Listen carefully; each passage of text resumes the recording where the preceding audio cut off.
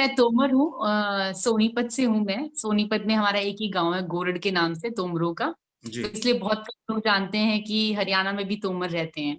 जी जी। और मेरी जो शादी हुई है वो दादरी जिले में हुई है, इमलोटा गांव में। लेकिन जो मेरे फादर इन लॉ थे वो यहाँ पे बहुत साल पहले, लगभग 35 ईयर्स पहले दिल्ली में आ गए थे। जी तो मैंने अपने पिता का सरनेम हटाना ठीक नहीं समझा, क्योंकि जो भी मुझे लगता है, जो भी कॉन्फिडेंस है, स्ट्रेंथ है, जी जैसा भी उन्होंने मुझे बनाया है, मैं उन्हीं की वजह से हूँ। तो एक पैतृक संपत्ति की तरह मैंने उसको अपने पीछे, अपने नाम के पीछे लगा रखा है। जी और कल कल तो लगाना ही था। फिर जी मुझे क्योंकि इतना अच्छा फैमिली मिला है तो उनका सरनेम भी मैं हटा नहीं सकती।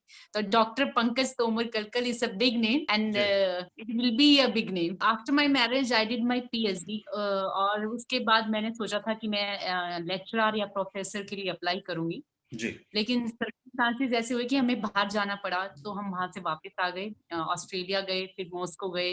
बिजनेस सुटेबल नहीं रहा तो फिर हम लोग यहाँ वापस आ गए। जी उसके बाद मैंने अपना एक स्कूल खोला, छोटा सा। और आज उस छोटे से स्कूल के साथ ही हम दोनों हस्बैंड वाइफ जो हैं स्कूल ही चला रहे हैं। और जी हमारी एक जो बेस ब्रांच है नजफगढ़ में है। बाकी दो फ्रेंचाइजी हमारे ब्रिलियंट स्कूल के नाम से हमारे स्कूल हैं। जी और एक हम मदर्स पेट की फ्रेंचाइजी भी चलाते हैं। जी तो I am a entrepreneur, you can say business women, और educationist, you can say it's a quite good word. Educationist बोल सकते हैं आप। बचपन में कोई भी मेरे घर आता था, मेरे कजन्स आते थे, तो मैं उनकी, तब तो एक्टिवा नहीं होती थी, एक टाइटन काइनेटिक होती थी। I am the girl who ride Luna to, मतलब अच्छा अपने यंग, बहुत छोटी एज में, 7th 8th क्लास में। जी तो उसी टाइम से बहुत फील लगता था, मतलब अच्छा लगता था कि कोई बाइक लेके आता था तो बड़ा डैशिंग सा लगता था उनको देख के। तब से ही सोचती थी कि बाइक चलाऊं। फिर मैं कॉलेज करने के बाद यूनिवर्सिटी में चली गई, कुरुक्षेत्र यूनिवर्सिटी में। जी तो रॉयल एनफील्ड से प्यार हो गया था। जी जी। किसी लड़के से तो हुआ नहीं, तो मुझे लगा रॉयल एनफील्ड से ही कर लेते हैं। पापा अच्छा का तो इतना डर था, पहले मेरा अपना नहीं था, मैं यूनिवर्सिटी में ऐसे ही दोस्तों से मांग मांग के चलाती थी। जी उसके बाद मेरे भाई, जब मेरा भाई, ऐसा होता है ना कि हम 7 भाई बहन हैं। और होता है एक फैमिली मेंबर है, वही इनकम सोर्स है। मेरे फादर जो है वही इनकम सोर्स उनका, मतलब थे वो, मतलब इनकम सोर्स वही थी हमारे पास।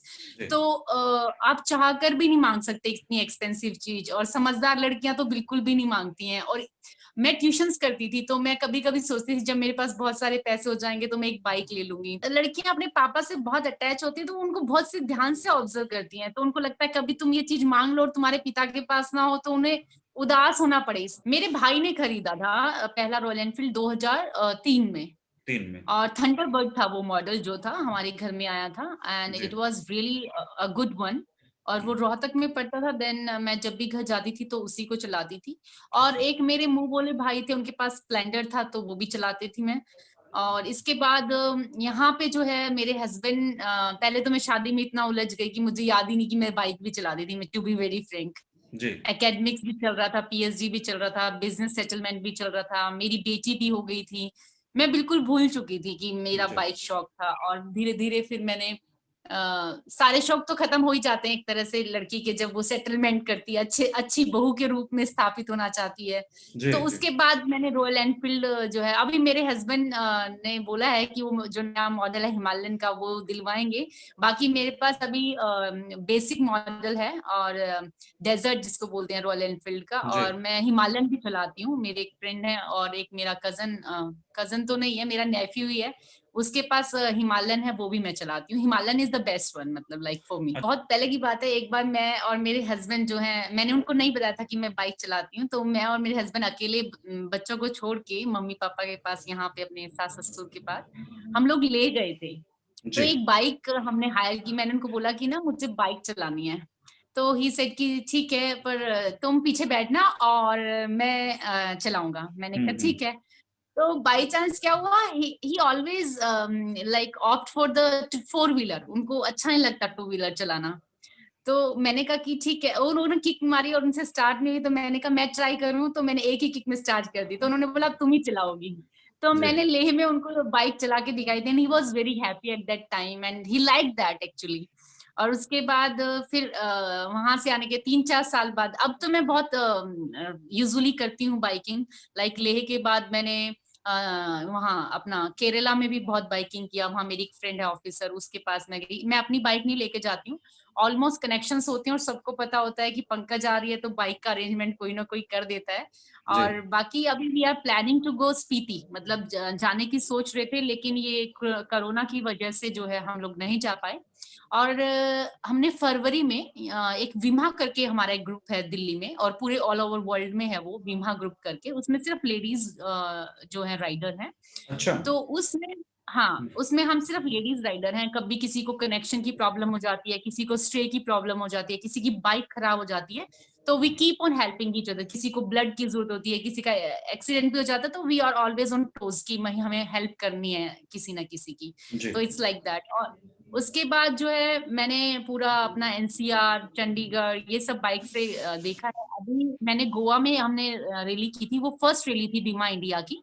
जी 1.0 करके हमने उसको 1.0 करके रैली को ऑर्गेनाइज किया था, and we were 17 girls from all over India. जी और हम वहां पे रह के आए थे, और वहीं पे हमने बाइकिंग की थी, डे एंड नाइट सफारी कह सकते हैं उसको, बाइकिंग सफारी कहते हैं। जी So ji. that was a wonderful experience. I cannot forget those days. देखिए, ये ना सब कुछ पिताजी से शुरू होता है, मुझे जो लगता है, माता या पिता जिसका भी इम्पैक्ट बच्चे पे हो। तो मेरे पिता ने बहुत ज्यादा स्वच्छंदता थी, और उस स्वच्छंदता का मैंने कभी फायदा नहीं उठाया, तो जी इसलिए मैं उनकी फेवरेट चाइल्ड आप कह सकते हैं।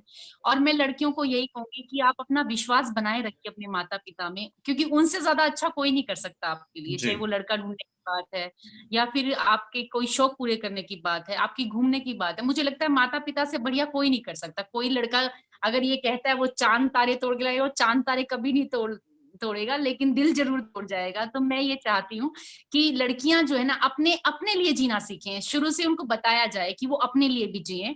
और जो और लड़की लड़कियों को क्यों, मैं तो ये कहती हूँ लड़कों को भी अपनी हॉबीज को क्रिएट करना चाहिए, ताकि उनको लोनलीनेस ना हो। बहुत आपको नहीं पता है, आपको शायद पता भी होगा क्योंकि आप पत्रकार हैं। हरियाणा में जब मैं जाती हूँ डीप विलेज में, मतलब जाती हूँ, तो देखती हूँ लोनलीनेस जो है ना वो बहुत ज्यादा है औरतों में। डिप्रेशन है उसकी वजह से, अकेलापन है, वो इसी वजह से है कि वो अपने लिए नहीं जीती हैं। जब जी आदमी अपने लिए जीता है, तो वो अपने आप से प्यार करता है, और मैं अपने आप से बहुत प्यार करती हूँ, इसलिए मैं सबको प्यार देती हूँ। और जब आप अपने आप से प्यार कर रहे होते हैं, तो आपके चेहरे की जो खुशी है और आपका जो थॉट प्रोसेस है वो और भी ज्यादा सुंदर हो जाता है, मुझे ऐसा लगता है। तो ये एक संदेश है पूरे हरियाणा की लड़कियों को, क्योंकि हम लड़कियां जो हरियाणा की हैं वो बहुत ही बोल्ड, ब्रेव और ब्यूटीफुल होती हैं। तो बाइक ही क्यों नहीं, मैं तो कहती हूँ कि उनको कार रैलीज में, जीप रैलीज में और साइकिलिंग सब कुछ करना चाहिए। जी ये जिंदगी एक बार मिलती है, और इसको ऐसे खुल के जीना चाहिए जैसे एक परिंदा जीता है, लेकिन अपनी लिमिटेशंस को ध्यान रखना चाहिए, जी ताकि जी कल को आप जहाँ पे आप आगे बढ़ रहे हैं, आप मेरा ही उदाहरण ले लीजिए, अगर मैं कुछ ऐसा करती हूँ तो मुझे पता है कि उसका अगला स्टेप क्या होगा। तो जी उस चीज को जहन में हमेशा रखना चाहिए, क्योंकि ये ऐसा संस्कृति कह सकते हैं कि घर की इज्जत लड़की से जुड़ी होती है, बाद में बहू से जुड़ी होती है, और लड़के से इतना नहीं जोड़ते हैं। तो मैं चाहती हूँ कि अपने सपनों को पूरा कीजिए, दबने मत दीजिए अपने आप को, नहीं तो जो अकेलापन है वो आदमी को खत्म कर देता है। किताबें जो है उनको अपना दोस्त बनाइए, और अपना घूमिए पूरे देश में। और सोने बनाने से ज्यादा, मतलब सोना इकट्ठा, लड़कियों का क्या शौक होता है, किट्टी डाली तो सोना इकट्ठा करने ले जाती है, उसकी बजाय वो अगर घूमे, अपने सैर सपाटा करें, तो that would be better for them. वो अपनी लाइफ को ज्यादा एंजॉय कर सकते